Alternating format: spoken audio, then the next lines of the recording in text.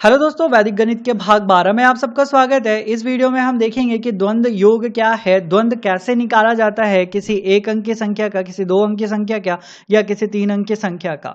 4 अंक की संख्या का भी द्वंद्व हम निकाल सकते हैं, 5 अंक की संख्या का भी हम द्वंद्व निकाल सकते हैं। बट आपसे बहुत ही रेयर कंडीशन में पूछा जाता है 4 डिजिट के नंबर का स्क्वायर या फिर 5 डिजिट के नंबर का स्क्वायर। ठीक है, तो हम इस वीडियो में अपने आप को रिस्ट्रिक्ट करके रखेंगे 3 डिजिट के नंबर्स तक ही, क्योंकि 3 डिजिट के नंबर्स तक ही जो कैलकुलेशन है वो रोजमर्रा की जिंदगी में आता है और एग्जाम्स में भी 3 डिजिट के नंबर्स तक ही पूछे जाते हैं। 4 डिजिट 5 डिजिट का उतना ज़्यादा नहीं पूछा जाता है। ठीक है, और इस वीडियो को आपको ध्यान से देखना है और द्वंद्व निकालने की प्रैक्टिस आपको अच्छे से करनी है, क्योंकि जब आप द्वंद्व निकालना सीख जाएंगे तब आप किसी भी 2 डिजिट नंबर का स्क्वायर बहुत इजीली निकाल पाएंगे, किसी भी 3 डिजिट नंबर का स्क्वायर बहुत इजीली निकाल पाएंगे द्वंद्व योग के प्रयोग से। तो चलिए स्टार्ट करते हैं आज का वीडियो। द्वंद्व योग यानी डुप्लेक्स कॉम्बिनेशन प्रोसेस, इसको हम एग्जांपल से समझते हैं। तो किसी भी सिंगल डिजिट नंबर यानी एक अंक की संख्या का द्वंद्व आपसे पूछा गया तो सीधा आपको उसका स्क्वायर बता देना है। फॉर एग्जांपल 2 का द्वंद्व पूछा गया है, द्वंद्व या डुप्लेक्स अगर पूछा गया है तो आपको इसका स्क्वायर बताना है। तो 2 का स्क्वायर क्या हो जाता है 4। ओके, देन 3 का द्वंद्व आपसे पूछा गया तो 3 का स्क्वायर बताना है आपको, यानी 3 गुने में 3 बताना है तो कितना होता है 9। 7 का द्वंद्व अगर पूछा गया है तो 7 का स्क्वायर बताना है आपको, तो कितना होता है 49। उसी तरीके से अगर आपको 6 का द्वंद्व पूछा गया है तो 6 का स्क्वायर बताना है आपको, तो 6 का स्क्वायर क्या हो जाता है 36। तो द्वंद्व का मतलब क्या है, सिंगल डिजिट नंबर के द्वंद्व का मतलब क्या है कि आपको उसका स्क्वायर बताना है। ठीक है, ये पहली चीज है जो आपको ध्यान देना है, याद रखना है। ठीक है, अगर डबल डिजिट नंबर हमें दिया गया है और उसका द्वंद्व अगर पूछा गया है तो कैसे हम निकालेंगे। तो हम मान लेते हैं कि यहाँ पे एक अंक है और यहाँ पे एक अंक है, ये 2 अंक की संख्या है और हमें इसका द्वंद्व जो है निकालने को बोला गया है। तो जो अंक हैं उनको आपस में मैं गुना कर दूंगा और इनका जो गुणनफल आएगा उसको मैं 2 से गुना कर दूंगा, मुझे इसका द्वंद्व जो है मिल जाएगा। ठीक है, फॉर एग्जाम्पल 12 का द्वंद्व अगर मुझसे पूछा जाएगा तो मैं क्या करूंगा, 1 गुने में 2 करूंगा। क्यों? क्योंकि यहाँ पे 1 है और यहाँ पे 2 है और ओवरऑल रिजल्ट को मैं 2 से गुना कर दूंगा तो ये क्या आएगा, ये 2 आएगा और 2 को 2 से गुना करूंगा तो कितना बन जाएगा 4। ठीक, उसी तरीके से अगर मेरे को 72 का द्वंद्व पूछा है तो मैं क्या करूंगा, 2 गुने में 7 गुने में 2 तो 7 दूना 14, 14 दूना 28, तो 28 जो है द्वंद्व है 72 का।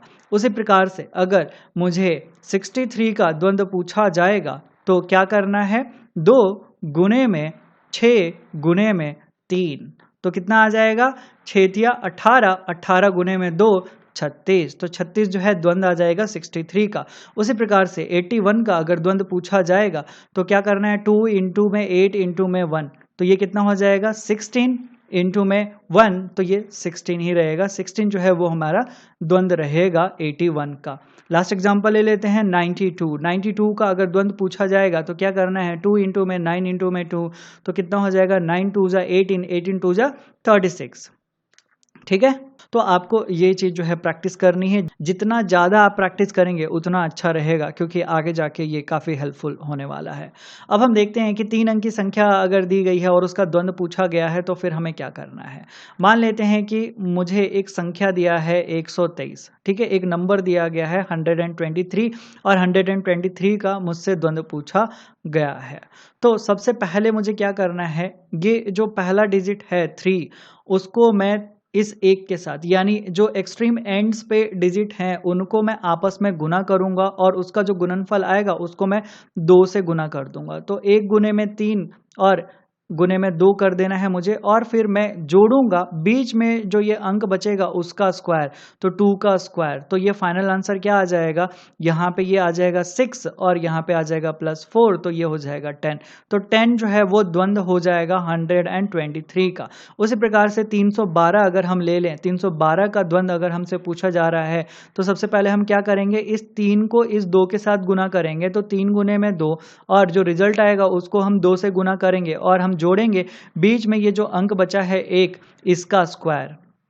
ठीक है, तो ये कितना हो जाएगा, 3 दूने में 3 गुने में 2 6 हो जाएगा, 6 गुने में 2 12 हो जाएगा, 12 और 1 13, तो 13 जो है वो द्वंद है 312 का। ओके, उसी प्रकार से एक और हम नंबर ले लेते हैं 532। 532 का अगर द्वंद हमसे पूछा जा रहा है तो 5 गुने में 2 करना है तो कितना हो जाएगा 10, 10 गुने में 2 करना है तो कितना हो जाएगा 20, और इस 20 में हमें क्या जोड़ना है, ये बीच में जो अंक बचा है 3, इसका स्क्वायर, तो 3 का स्क्वायर 9, तो इन टोटल कितना हो जाएगा 29। 29 द्वंद है 523 का। एक और लास्ट एग्जाम्पल ले लेते हैं 643। 643 का अगर द्वंद पूछा गया है तो मुझे सबसे पहले क्या करना है, 6 और 3 को आपस में गुना करना है तो कितना हो जाएगा 18, 18 इंटू में 2 करना है तो कितना हो जाएगा 36, 36 और इसमें जोड़ना है क्या मुझे 4 का स्क्वायर, 4 का स्क्वायर कितना हो जाता है 16, तो 16 में जोड़ूंगा तो कितना आ जाएगा, यहाँ पे आ जाएगा 52।